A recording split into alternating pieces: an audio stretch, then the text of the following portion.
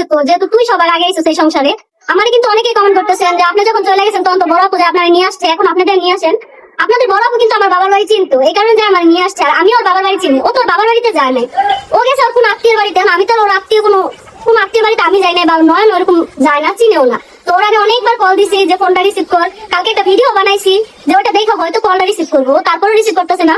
আরেকটা কথা হলো, ও কিন্তু আমার টেনশনটা করতেছে না যে এই যে আমি এখন এসে প্রেগনেন্ট, আমার কিন্তু কেউ নাই। আমি কিন্তু আমার ফ্যামিলির সবাই সাইডা অবধুজনে হাত ধরে আয়া পড়ছি।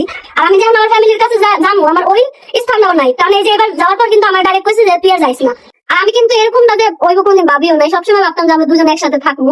তুই ছাড়া বিশ্বাস কর, এই যে সংসারটা আজকে 2 দিন হয়ে গেছে তুই নাই গা, মানে এত খালি খালি লাগতেছে, কোনো জায়গায় মন বইতাছে না। আর মনের ভিতরে কেমন একটা অশান্তি লাগতেছে। আমি এখন তোরে নিয়ে টেনশন করবো না, আমি আমার বাচ্চাটা পেটে, আমি ওরে নিয়ে টেনশন করবো। আমার মনে এক একটা দিন যেতেছে আমার টেনশন শুধু বাড়তেছে যে কি হইব। বড় সতীন কাকলি চলে যাওয়ায় ছোট সতীন অনেক বেশি টেনশন করছে। যদিও সে এখন প্রেগনেন্ট, এই সময় তার টেনশন করা উচিত না, তারপরেও কাকলি চলে যাওয়ার পর থেকেই সে টেনশন করছে। ভিডিওর মাধ্যমে জানিয়েছে কাকলি চলে যাওয়ার পর থেকেই তার নাকি কিছুই ভালো লাগছে না, বাড়িটা শূন্য শূন্য লাগছে। সে যখন চলে গেছিল তখন সে তার বাপের বাড়ি যেয়ে উঠেছিল, তাই নয়ন এবং কাকলি তাকে আনতে যেতে পেরেছে। কিন্তু কাকলি কোথায় গেছে কাউকে বলে যায়নি, এমনকি কাকলির মায়ের কাছেও নাকি জানতে চেয়েছে, কিন্তু সে জানায়নি। তাহলে কাকলিকে তারা কিভাবে আনতে যাবে? এবং কাকলি যে কথাগুলো সোশ্যাল মিডিয়াতে বলছে, এগুলো মান অভিমান করে বলছে, এগুলো কোনোটাই নাকি কাকলির মনের কথা না। কাকলির কথা চিন্তা করতে করতে সে এখন তার বাচ্চার কথা চিন্তা করাই ভুলে গেছে। তার পেটে এখন বাচ্চা, সে এখন বর্তমানে এত বেশি টেনশনে আসে যে কাকলিকে নিয়ে সে টেনশন করবে না, তার বাচ্চাটাকে নিয়ে টেনশন করবে। এমনকি বাড়িতে নাকি তাকে দেখাশোনা করার মতো কেউ নেই।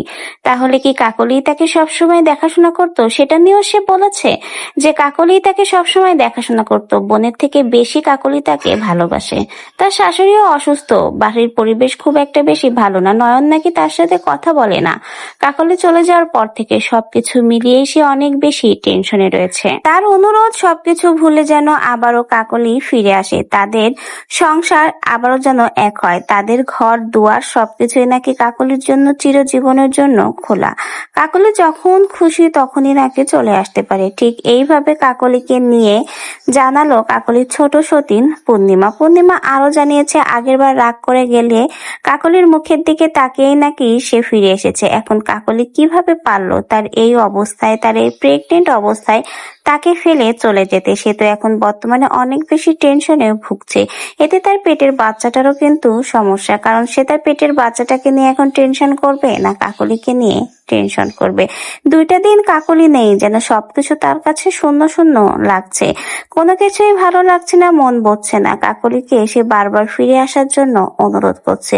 ভিডিওর মাধ্যমে আবারও কাকলিকে নিয়ে এই কথাগুলো জানালো কাকলির ছোট সতীন পূর্ণিমা আর কাকলি, এই 2 সতীন কিন্তু সোশ্যাল মিডিয়াতে বেশ কিছুদিন যাবতই বেশ পরিচিত।